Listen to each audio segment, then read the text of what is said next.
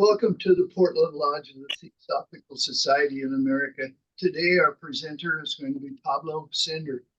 He holds a PhD in biological sciences and has been a member of the Theosophical Society since 1996. He has presented programs and conducted retreats around the world, and is the author of books such as Evolution of the Higher Consciousness and Approaching the Secret Doctrine. You'll find his education in science allows him to present spiritual teachings that is both precise and practical. The title of this presentation is A Path to Lasting Transformation, sir. And Pablo will discuss the foundations of a practice that provides a lasting transformation, bringing strength, wisdom, and compassion into our daily lives. And now, Pablo Sender. Sir.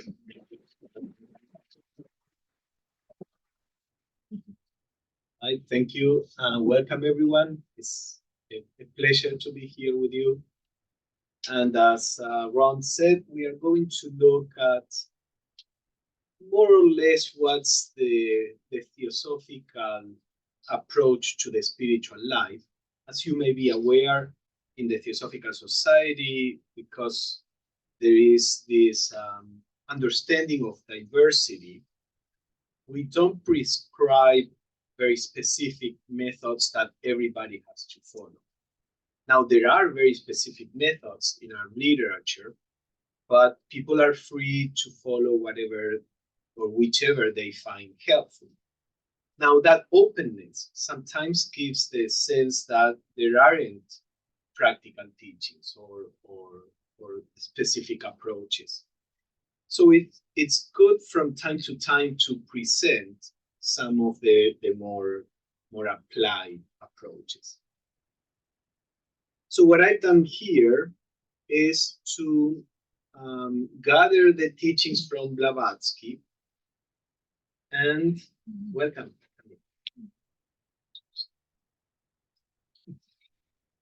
We just started.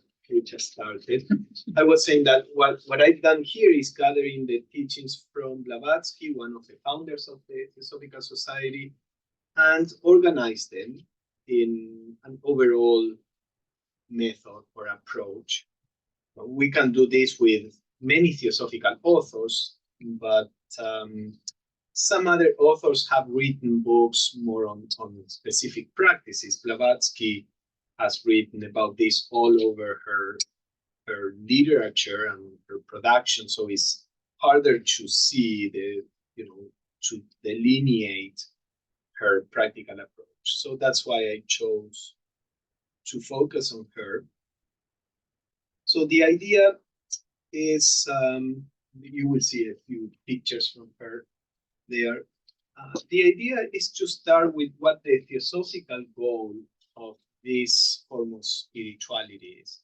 Because in general, especially in modern times, but this was the case forever, in general, when we think of spirituality in modern times, we tend to think of something that I do that is for myself or my own enlightenment or liberation, or things like that. And of course, that's part of what the spiritual development can bring you.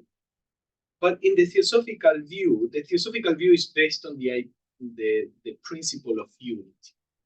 And the idea that we cannot really isolate ourselves from the rest of humanity. And we are connected, obviously, physically, in the sense that we are seeing now in the world, if we produce some problem in the ecology of the world, we all suffer it. There are many countries that are not highly developed, but they are suffering also the effects of the exploitation of the world by more developed countries. We are not really separate. But this is even more true at an emotional level, a mental level, and at a spiritual level. And a lot of the anxiety and mental illness that we are experiencing, Theosophical teachings would propose that this is what the consciousness of humanity is going through, and is affecting all of us in one way or the other. Of course, we have our own individual consciousness, but it's not really in a vessel that is completely impervious to what is happening around. A lot of our anxiety or sadness or joy is not necessarily ours. This means that we can't be happy just by ignoring parts of the world, parts of the population. We may think, okay, there are some unruly people in the world, let us just ignore them, just push them aside. But that's not going to work. We have to grow together. And of course, this is challenging, but we can produce a transformation in human consciousness as a whole by doing our own work. This is we are going to see all of this. I'm just giving you an introduction. This is the theosophical approach. We are on the same boat, and when we are trying to work for our own development, we are really working for the development of everybody else. So Blavatsky wrote, true spiritual perfection and knowledge are nothing else but the complete identification of our finite selves with the great all. Our identification, because we are really expressions from the totality. And the problem is that we think we are these separate expressions. Of course, we are part of ourselves is this separate expression, but we are rooted in a totality. And because we are not aware of that, is that we suffer. Because the totality is eternal.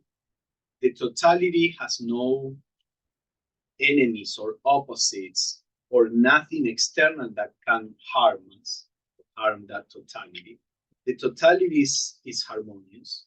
And that's our true nature. Any mystic that had some realization of this is what they feel, they realize. I am everything, everything is in me. So the spiritual path is basically recognizing that totality that we really are. So she says it's the identification of our finite selves with the great all. It follows, therefore, that no spiritual progress at all is possible except by and through the bulk of humanity. We all have to grow. This is something like in a family. Suppose a loving family, a family where people are responsible for each other, where they care about each other. And one member of the family may be doing really well, but if the other members of the family are suffering, then your happiness cannot be complete. You may be fine with your life, but you are not fine because of what is happening with the other members of your family. This happens whether we recognize it or not. It happens with us as part of humanity. What Blavatsky is going to say next is that there is no complete happiness until we all attain a degree of happiness. So she continues, it is only when the whole of humanity has attained happiness that the individual can hope to become permanently happy. For the individual is an inseparable part of the whole. See, if you think about this, this is quite, Blavatsky wrote this in the late 19th century. It is quite revolutionary. We normally think about us on an individual basis. And we have been pursuing happiness in humanity for millennia, and we keep pursuing happiness, and we keep finding suffering. There have been great empires, great movements, great everything, and yet we have not found happiness. They may find a lot of pleasure, development, etc. But basically we fail.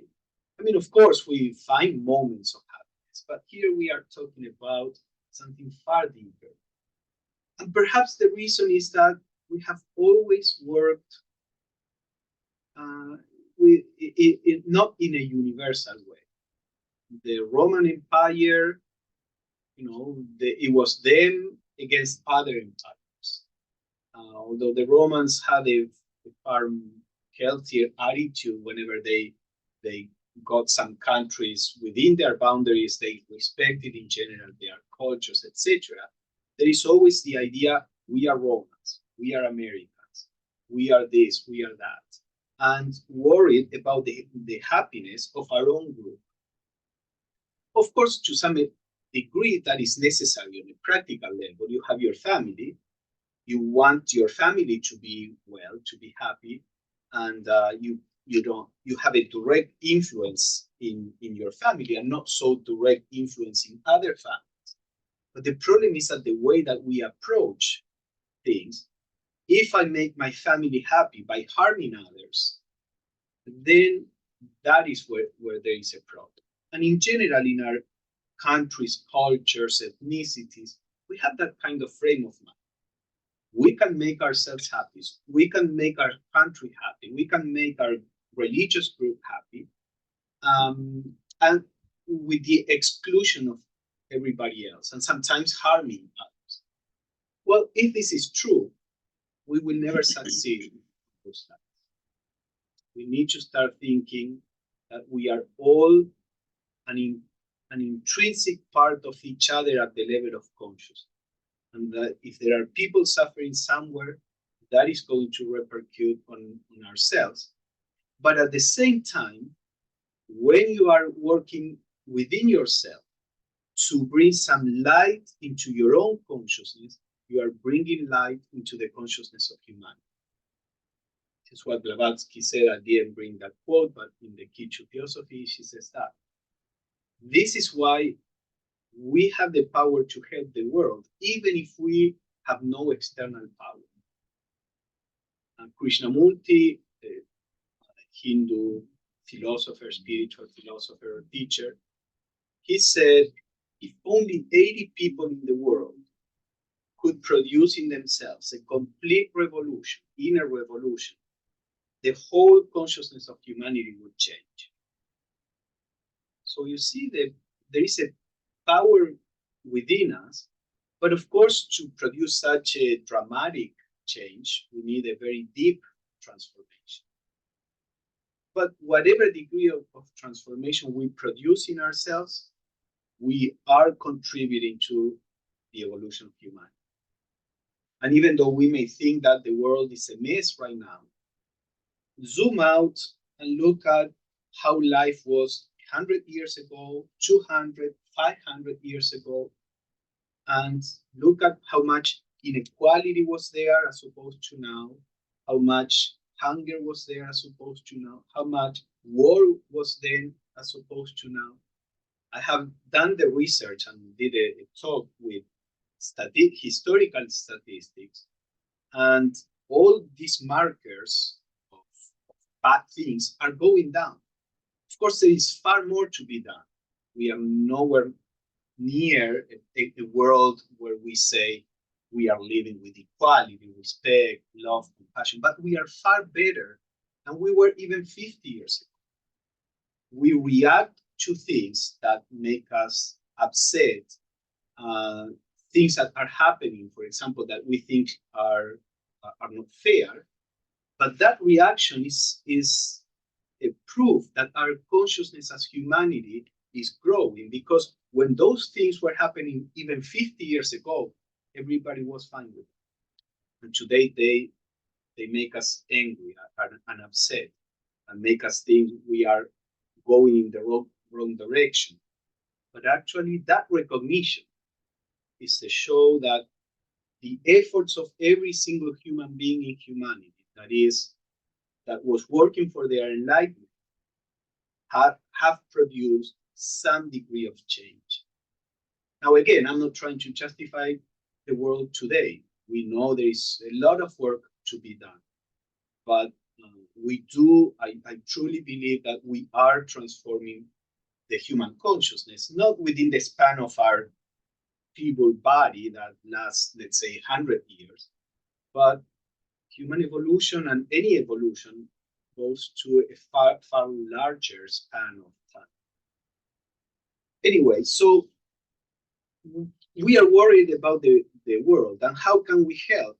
This is part of what I was saying. Blavatsky says to seek and achieve political reforms before we have effected a reform in human nature.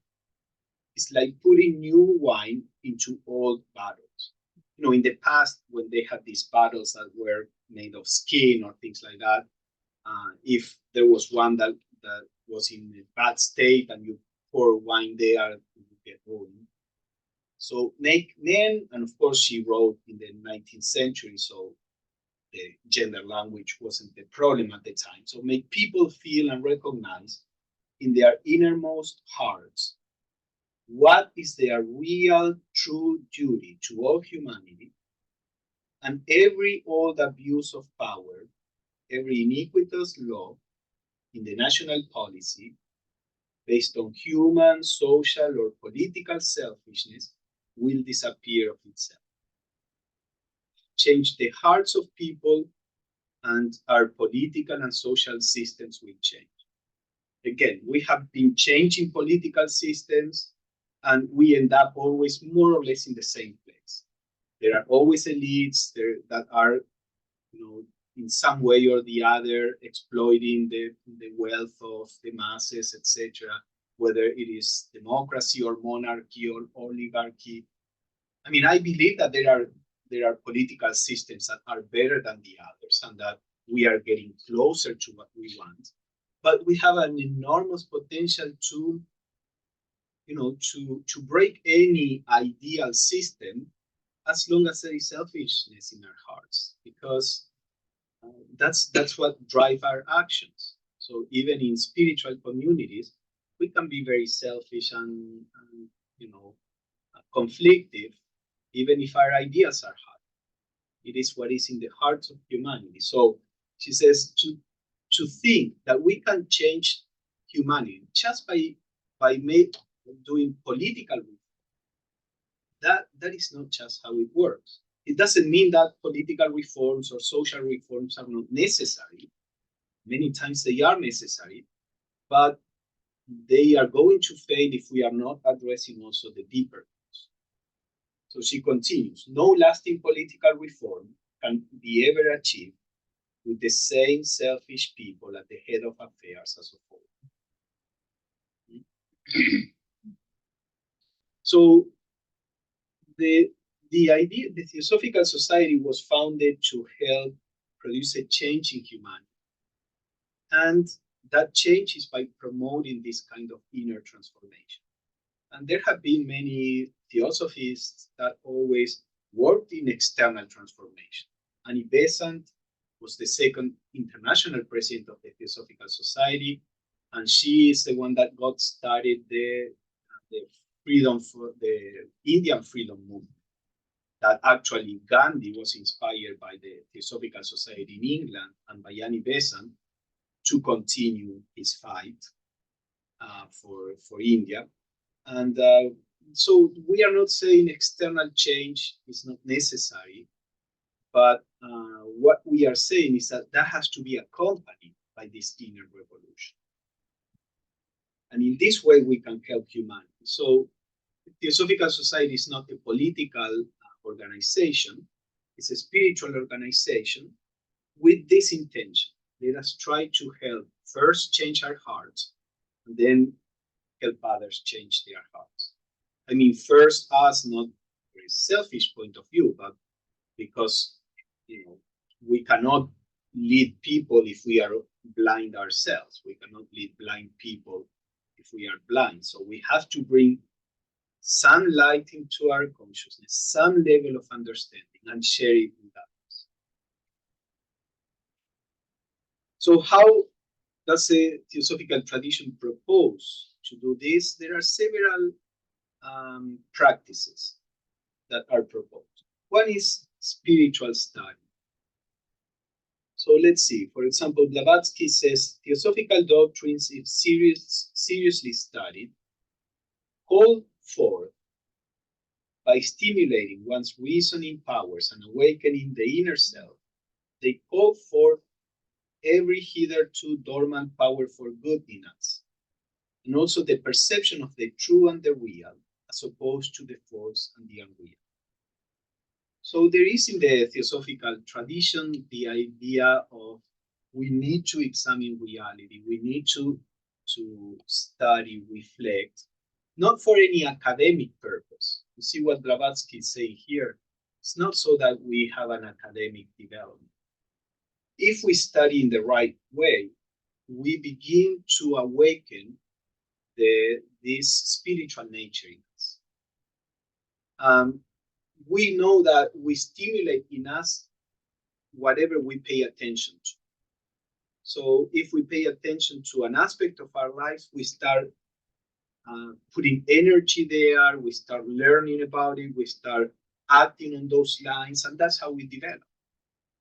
Now, our daily life is all about becoming, having a career, building a family, building, this or that, which are all great things, but they take over, in many cases, I'm talking about in humanity, almost the totality of our consciousness. So we have great specialists that are able to look into the subatomic particles or the farthest galaxy from us, and yet we don't know how to distribute food so that nobody is hungry. We specialize in many fields of knowledge, and yet we can be so ignorant in other aspects.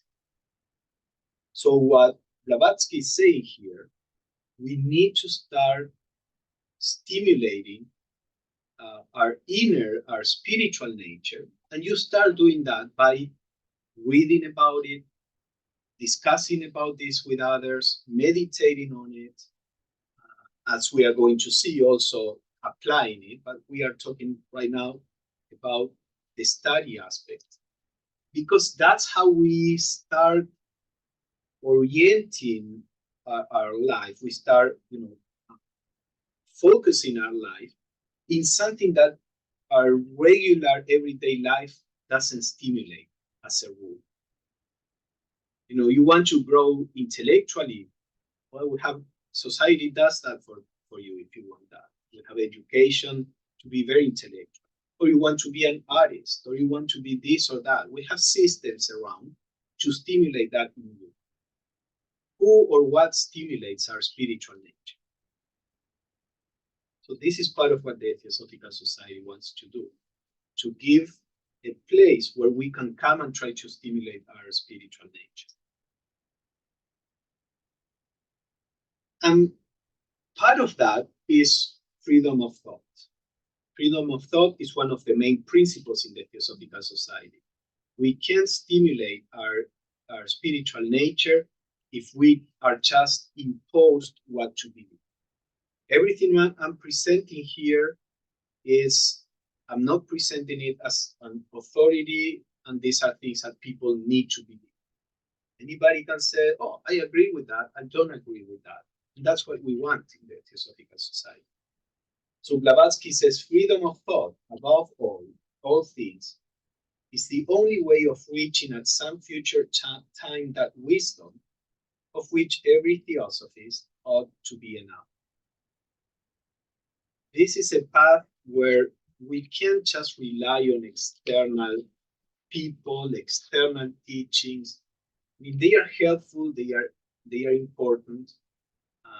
But if we want to go beyond, we can't stay at that level. We can't stay at the level where somebody else is telling me what to do, how to behave. That's good for society. This way we can live together. But for a lasting transformation, we are the only ones that can bring light into our consciousness. I mean, we cannot help each other, but ultimately speaking, we are responsible for ourselves. Although, of course, as we said, whatever you gain doing this, you are producing some level of transformation in the whole of humanity.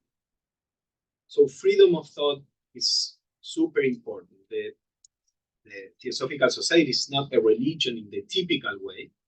We don't have dogmas. We have many ideas. We can teach those ideas. It's not that we say, well, there's nothing, everything is everything. I mean, there are points of view that the TS proposes, but then it's up to you whether you take them in or not. And then gradually, we use that study to redirect our aspirations, our desires, our efforts. So the student must make all his desires lean to and center upon the acquirement of spiritual knowledge and perception. Knowledge not just in the theory, but knowledge in the sense that I know this is this way, because you start experiencing that. So that the natural tendency of his thought may be in that direction. He must therefore, in every moment of leisure, revert to these subjects, as well as have a special time set apart for their consideration. She was talking to members in this. So what she's proposing there is, again, where are your thoughts during your day? How much thought do you give to the different aspects of your life? What's the dominant aspect that takes most space in your thinking? Is it your career, your family, your this or that? So she's saying, open some time in your life, when you have some leisure, use that time to revert to these subjects. Start stimulating that sense of there is something more in life. And trying to see how you can perceive something more in life.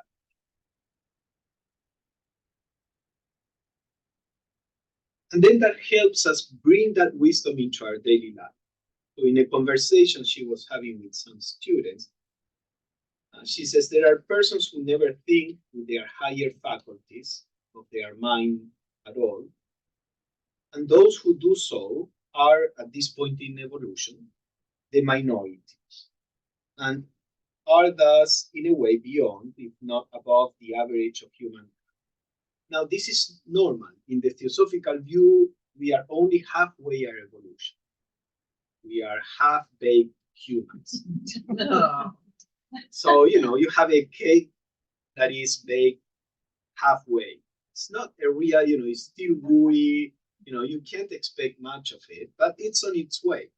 That's how we are in humanity today. There is selfishness, not because we are evil. It's just the natural process of evolution. However, because we have free will, some human beings can decide to spend more time on the inner transformation. Also, we have a long story. I can't go into the details, but some souls have been basically or incarnating far longer than others. So this is not a question of good souls, bad souls. It's all like children and adults. A children is not a bad adult. It's just a child. And in time, that child will be a good adult. So same with this. There are more spiritual people because they are older as a soul. And the younger souls are good spiritual souls, but they are younger and they may be still very selfish, etc. So, but at this point in evolution, most people live coming from their what we call the lower nature, the mind that is tangled with desires and selfish, etc. But those who do not, those who are able to bring perceptions from the higher nature, she says, these will think even upon ordinary matters on that higher plane. So you start being able to use your higher faculties in daily life. How you treat people in the grocery store, how you deal with this problem or that. This is not something that spirituality is for us to live in the clouds, and then we are unable to live in the physical world. And then And after we finish this section, we'll do a little discussion. Then she says, book learning, vast as it may be, will always prove insufficient, even to the analytical mind, unless supported by personal experience and practice.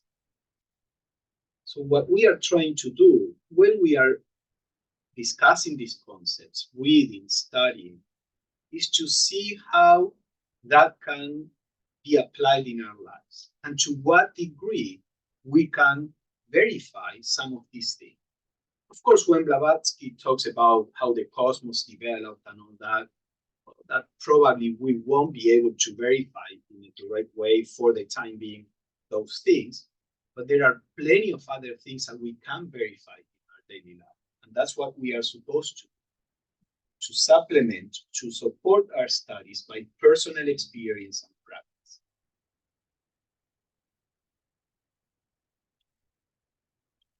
And in order to do that, this will lead us to the next section, but then, as I said, we'll do a little discussion first. She says the power to know, see, the power to know, not knowledge. Knowledge can be acquired from books, but the power to know does not come from book study, nor from mere philosophy, but mostly from the actual practice of altruism, the opposite to selfishness, in deed, word, and thought. Why? For that practice purifies the covers of the soul and permits that light to shine down into the brain mind. The idea is that at the level of the soul, we are spiritual entities.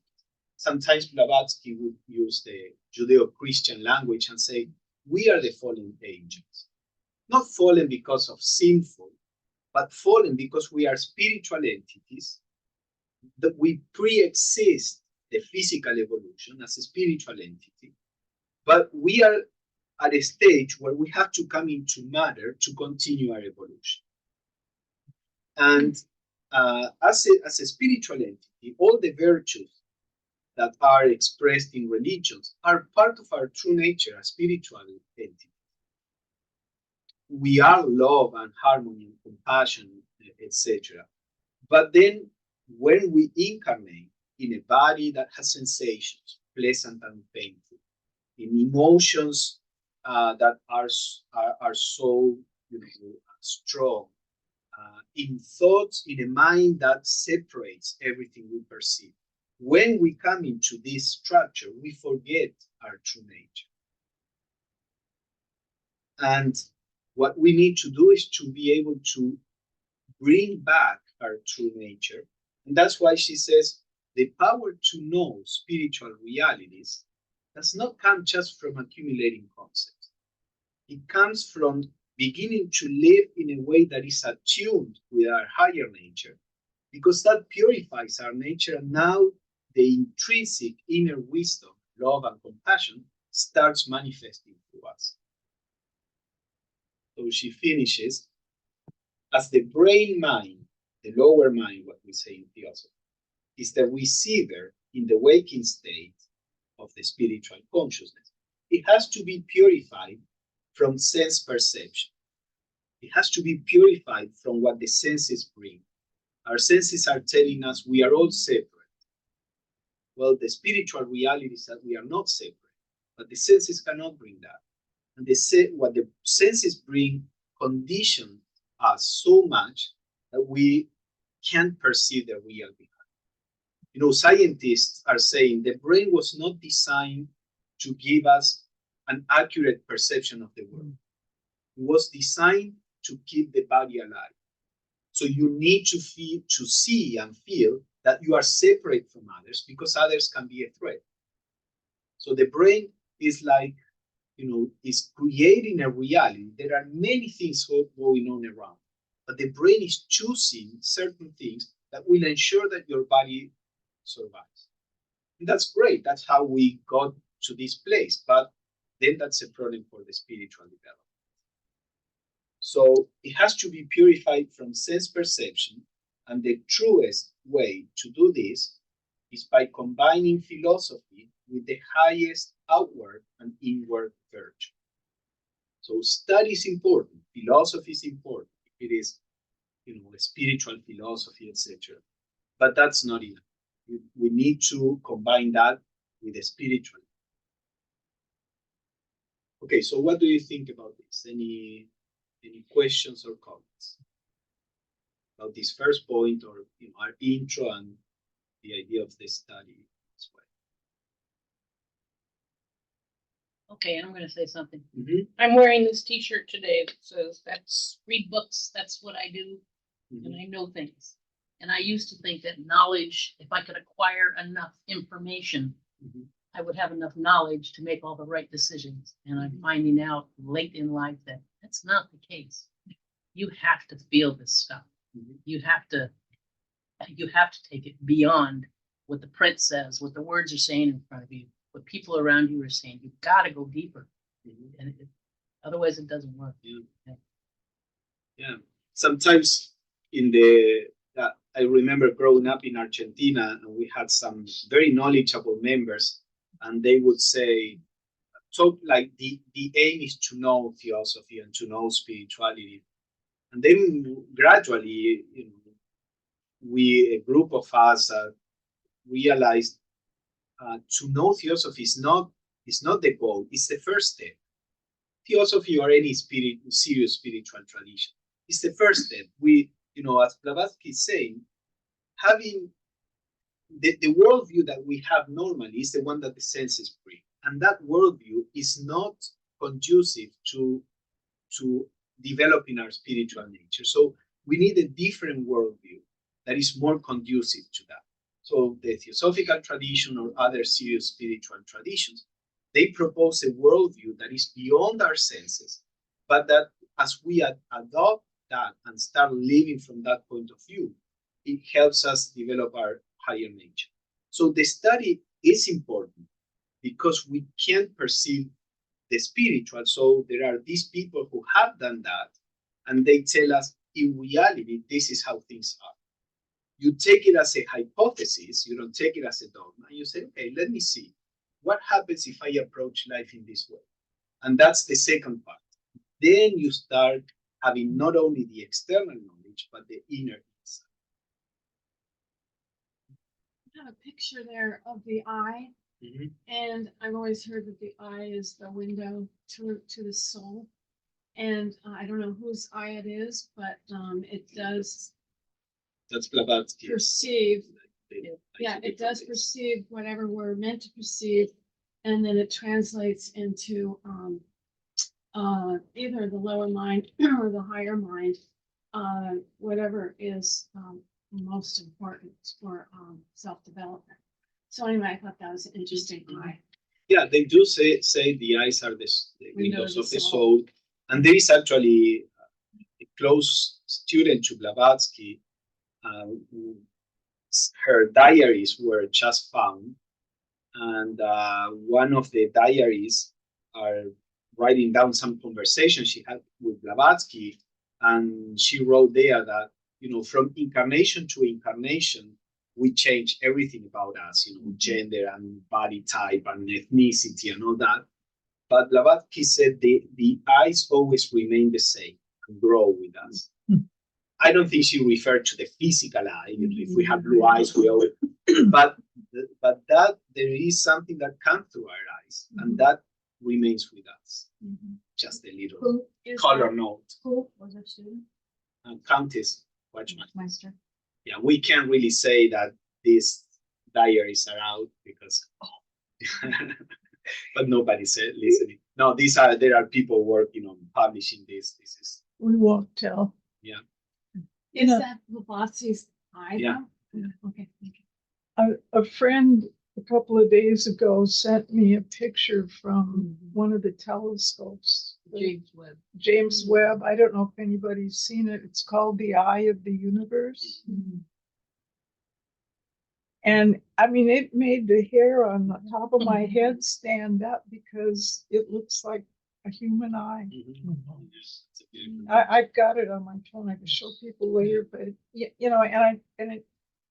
I texted her back and I said, you know, this could be a tremendous philosophical discussion because it, you know, just took my breath away.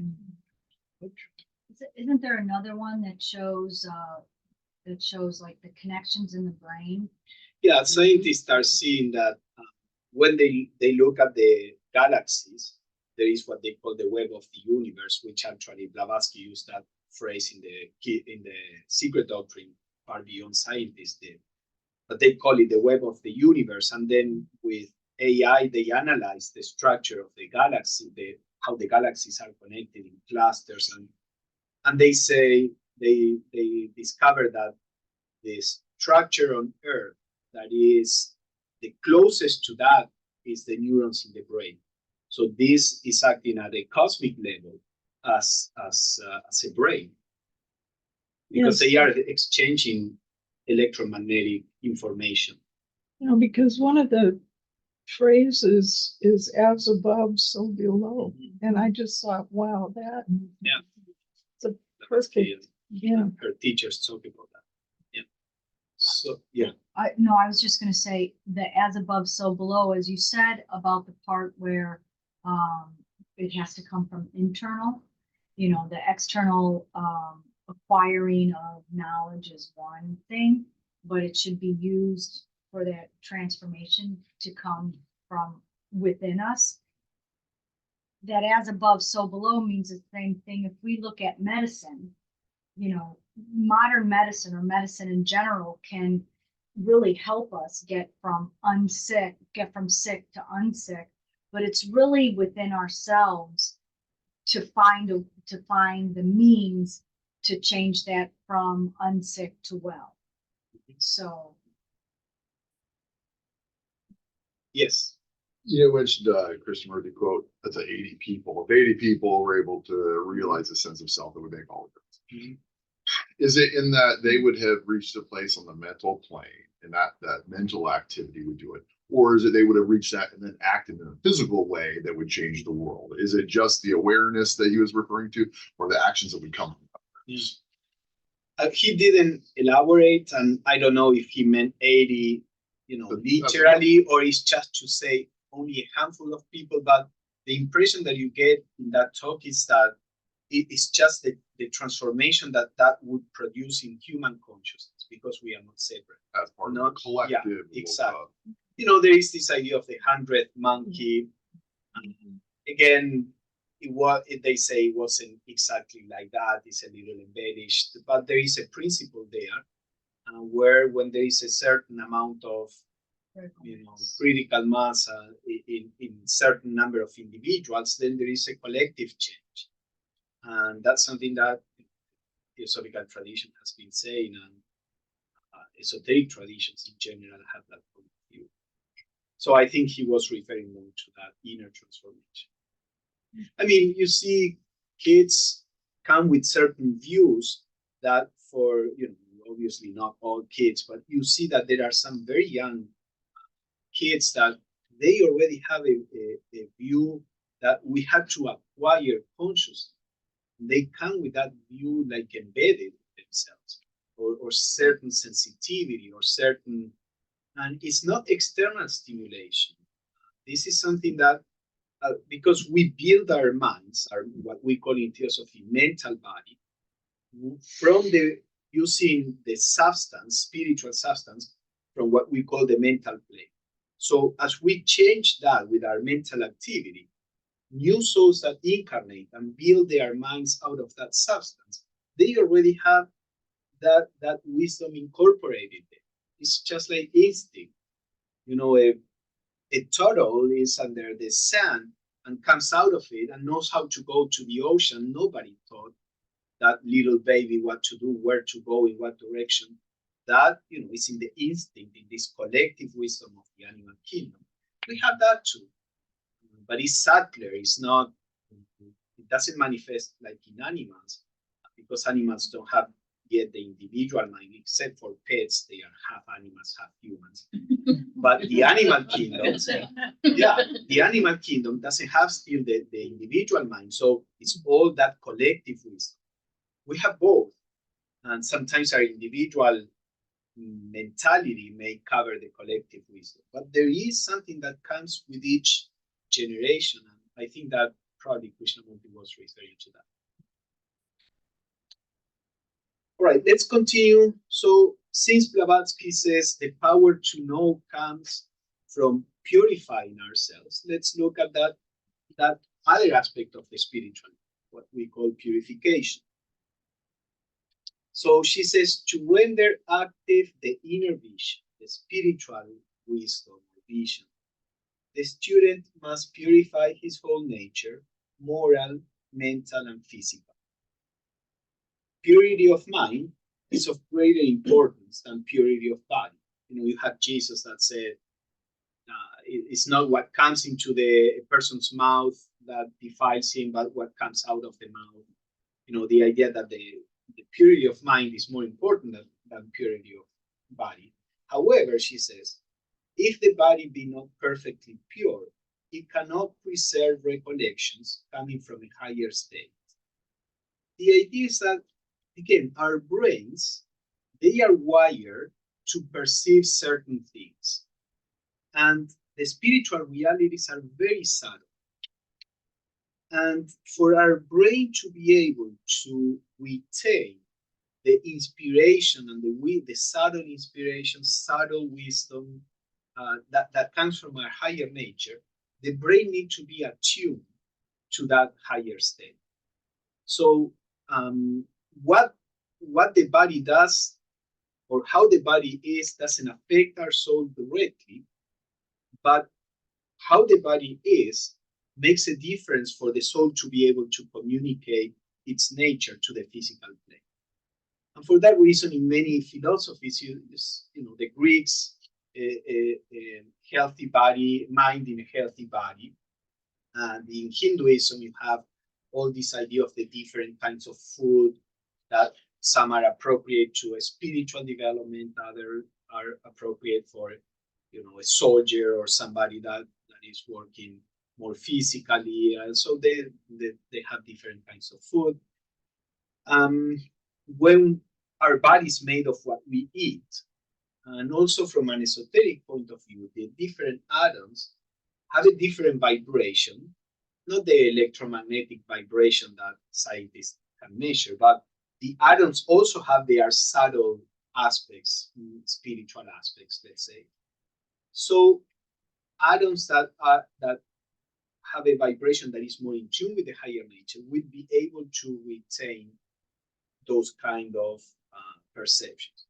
So part of this process of purification is learning about what we do at the level of diet, what we incorporate in our bodies, and learning what's the best diet that can be more appropriate to the spiritual development. But again, this is not the main focus. There are some people who spend all their time or most of their energy in what they eat, but as Jesus was saying, they may not be paying attention to their feelings or their thoughts that may be selfish and aggressive, but they have a perfect diet and physical habits. We need to look at things in proportion, but don't lose sight of the fact that this is part of it. So she means here to more than just diet. So it would be exercise and sleep and how we move. Yes, I mean, obviously, always helps, but we have all different bodies. So I think this is more from an esoteric point of view, in the sense of what kind of atoms are constituting your bodies. Yeah, but how do we affect the kind of atoms just by food? Is that what you're saying? Well, what we eat or drink, or if substances that you put in your body, that's the material out of which the body is built. So yes, it's in part that. And then obviously our psychologist Blavatsky explains our thoughts and emotions, they push the atoms of the body to develop. So if we have the right kind of thoughts and emotions, that spiritualizes our body too. But I wouldn't say it's necessarily, I mean, we all have different frames, and Blavatsky herself, or she wasn't a lean person, but Right, that's not what I'm saying. I'm saying though, because if we're constantly in a state of stress, that's throwing out, chemicals or hormones in our body that are gonna affect, that's what I meant. yeah, no, that's what I was saying about our thoughts and emotions, that they also affect our body. Right, They say that the body has to be in a position that the soul can survive. Oftentimes, when you are bad to your body, I'll say an alcoholic, someone who eats too much, or even let's say living in London when it was so polluted, that is bad for the body, and the soul cannot survive. It hibernates. It's Right. still there, but it hibernates. This description here is as you cleanse yourself of these things, depending where you're at, your soul has the ability to grow and become more pure with that. So, Yeah, but see the kind of categories. I agree with what you say, but there is the danger of placing too much attention to the body because that's what we see. Yeah. So she says purity of mind is more important. Your thoughts and emotions are more important than your body. Now, the body needs to have this kind of, we need to work on having this kind of pure body, because the body needs to be able to reproduce in our physical brain the higher states of consciousness. it's a receptacle. It's the receptacle. It's the temple of the spirit. So the temple is not the spirit, but you need a good temple for the spirit to manifest. Actually, when she talks about the previous civilizations to ours, what Plato called the Atlantis and the Atlanteans, she said the Atlanteans had this worship of the body originally because they recognized this is the temple of the spirit. But as they became more and more materialistic, they forgot the spirit, and then there was just a body culture and worship, which we have to some extent in our culture. I mean, again, nothing is absolutely light or dark. It's good for our culture to promote, a healthier living.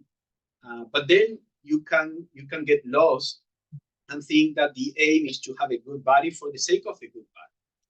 yeah, I guess what I was getting at is what are some daily examples besides food and drink that are purifying our body? So, Well, we look at that when talking about the psychological aspect.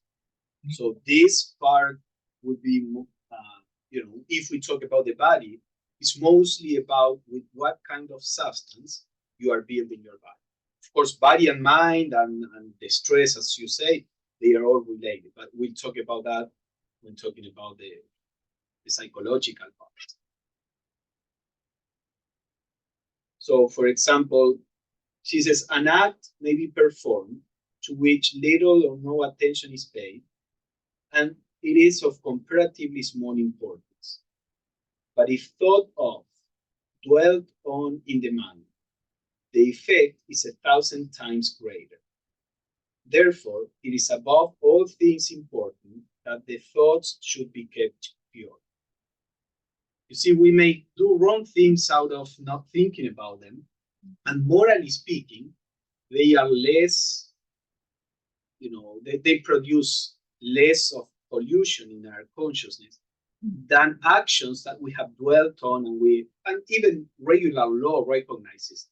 You do something by accident, or even in a fit of reaction, you get something wrong, you get a shorter sentence than if you premeditated on doing something. There is an intrinsic recognition that when you engage consciously in something, that has a deeper effect. And this is so at the level of the spiritual life.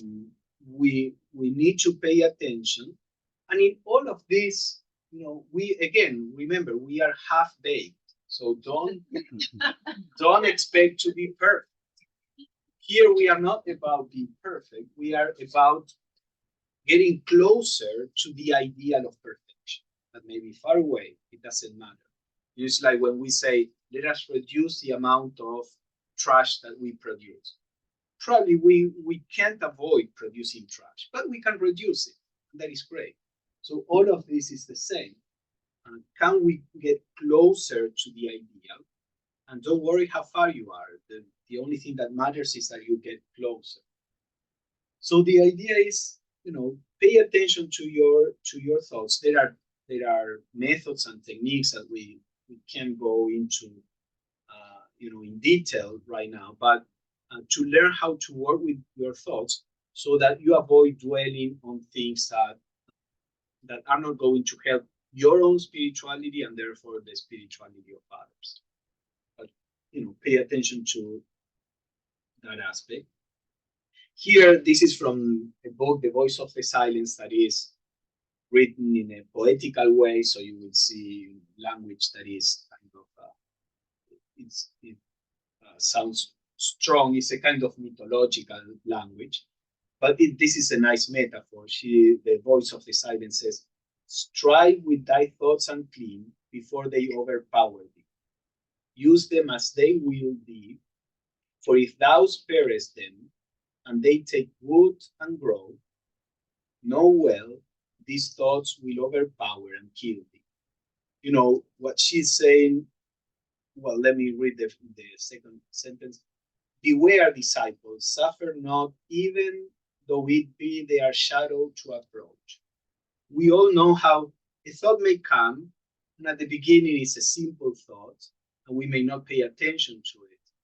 But once it takes hold on our consciousness, then we are, slaves of that thought or that mood.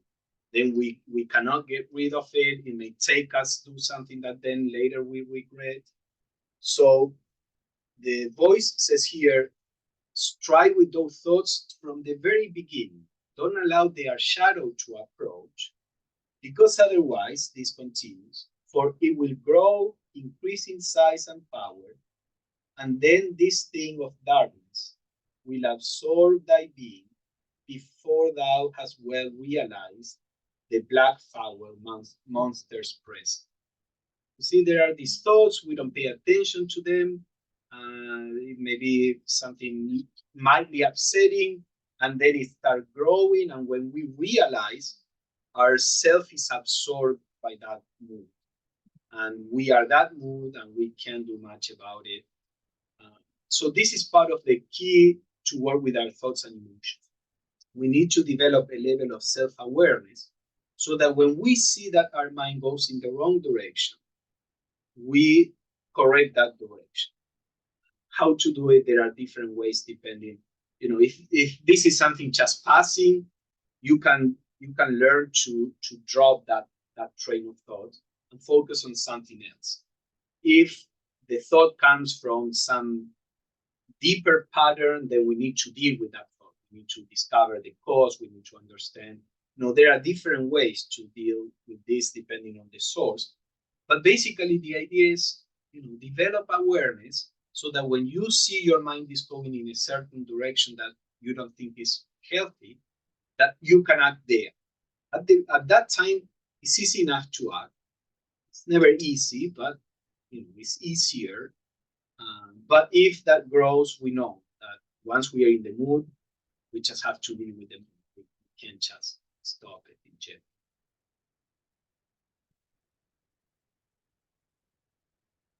So she recommends that she's talking about disciples. So this is, again, high ideals, but we can start working in that direction. His thought must be predominantly fixed upon his heart, chasing therefrom every hostile thought to any living being. So again, the idea, we start paying attention to our thoughts. Many times come these things that upset us. We recognize it, we acknowledge it, then we let it go. Again, sometimes it's easier, sometimes it's not, but this is like a skill, like any other skill.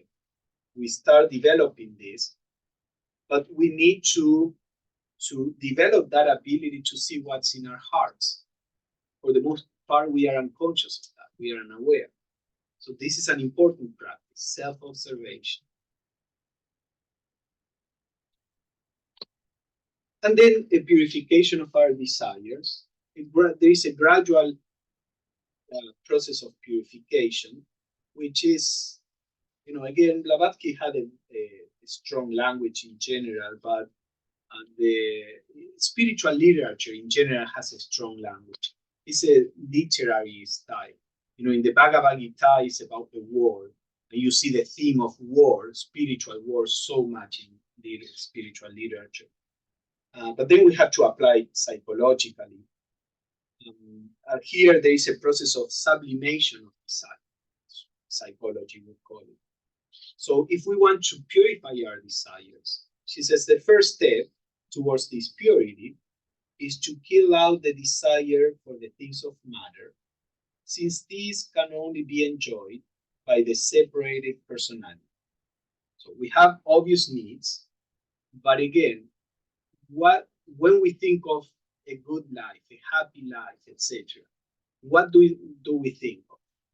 Do we think that our happiness, enjoyment depends on material acquisition? To what degree we think that? And of course, if we, as she says, resources are always limited. So we are a wealthy country because we are using more resources than other countries. That's the way it is, and the idea is, start purifying. You have this kind of move in the direction of simplicity to the degree that your life allows it, and start transferring your desire to the second level, to more psychological aspects, as we are going to see. And try to start striving for more psychological things if you are seeking enjoyment rather than physical things. For example, well, she says here, the second is to cease from desiring from oneself even such abstractions as power, knowledge, love, happiness, or fame. So this is a second level. You start, seeking after knowledge, seeking after love and happiness, or power, even if it is power to help others. These are things that are not material objects.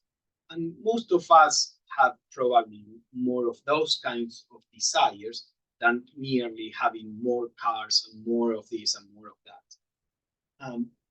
So that's the second level, which also we start at some point purifying.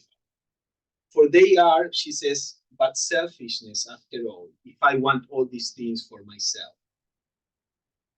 And we go in that process, purifying desire. And then she says, when the desire is for the purely abstract, when it has lost all trace of or tinge of self, then it has become pure. So the idea, we want humanity to be happy. Of course, we want our family, ourselves, but this is a more universal desire. We suffer when we see other people suffer. That's why we are here. So this is happening gradually, naturally in us, where we start universalizing our desires. We don't want just to be happy ourselves, and we don't care about others. And that's how we start purifying the self, as she says. So start desiring for the whole of humanity, for all people. And that's how you purify your desire. From the material to less material things, more subtle, you start desiring virtue, desiring spiritual enlightenment. That's, a purer desire than physical things. But then also break that self-centeredness. I want enlightenment for myself. Then now you want it for the whole of humanity. And then you start acting, trying to see in what small way you can contribute to it. So you see the process, the general process that she proposes there. Any thoughts about this? Yeah, what time? And we will take a break here. Any thoughts about this, the part of purification?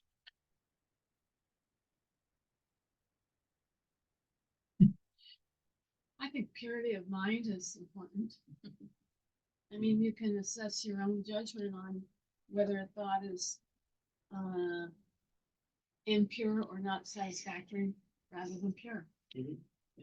And of course, we are not talking about purity in terms of sin or those things. You can define pure as whatever, in whatever way inspires you. Thoughts that are on the side of love, or thoughts that are on the side of separation, you know, or however you want to categorize.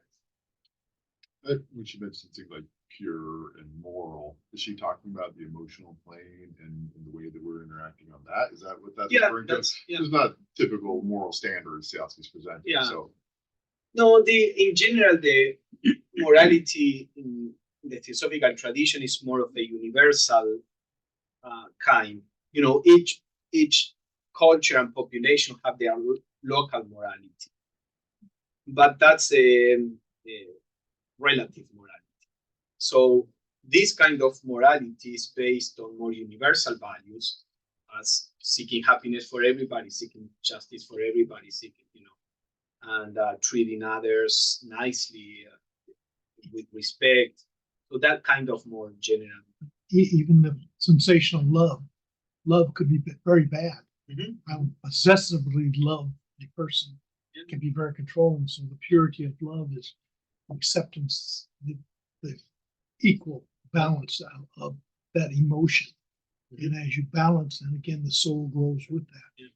And this is a dynamic process. You think certain things are fine and are worth seeking. And as you grow, you realize, okay, there is this that was my goal.